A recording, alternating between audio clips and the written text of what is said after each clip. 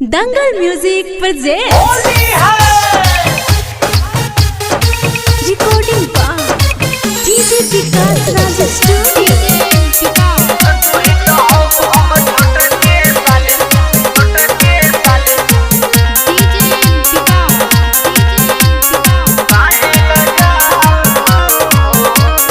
ललका पियर का डाली हरियर काते काहे चिल्लालू हो, काहे चिल्लालू हो।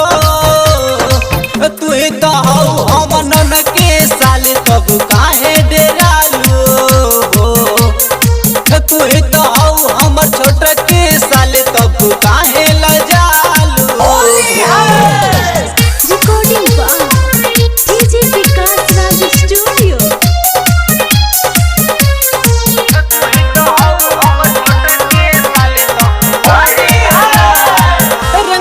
बीरी के ढेर लगा दे चाहे जतना नहाइला, बड़ पिचकारी बाहो करे जा ढोड़ी के भीतरी सटाई द। रंगवाला बीरी के ढेर लगा दे चाहे जतना नहाइला, बड़ पिचकारी बाए करे जा ढोड़ी के बीच लगाई द। तू ते झूठे डरालू हो, तू ते काहे चिल्लालू हो। तू तो हमन के साले तब काहे डरालू हो। तू तो हम छोट के साले तब काहे लजालू हो।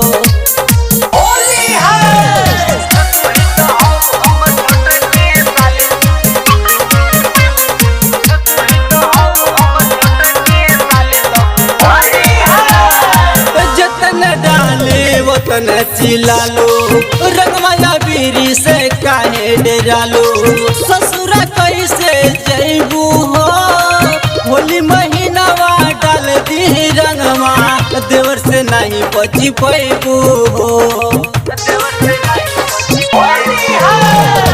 जतन डाले वतन चिल्लालो रंगमाला बीरी से काहे डरालो। ससुरा कैसे जैबू हो, होली महीनावा डाल दी रंगवा, देवर से नहीं बची पैबू हो। तू तो झूठो डरालू हो, तू ते काहे चिल्लालू हो। तू ही तो हौ हमन के साले तब काहे डरालू हो। तू ही तो हौ हमर छोट के साले तब काहे चिल्लालू हो। Recording by DJ Vikas Raj studio.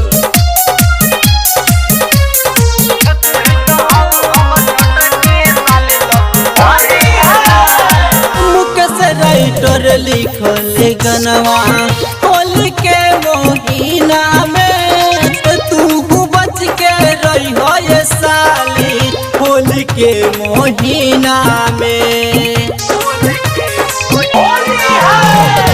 Mukesh writer लिखल गनवा होली के महीना में, तू बच के रही हो ये साली होली के महीना में। हमर बड़ पिचकारी बा, तोहर नया नया साड़ी बा। तू तो हौ हमर छोट के साले तब काहे डरालू हो। तू तो हौ हमन के साले तब काहे चिल्लालू हो। दंगल रिकॉर्डिंग स्टूडियो नौनौरा।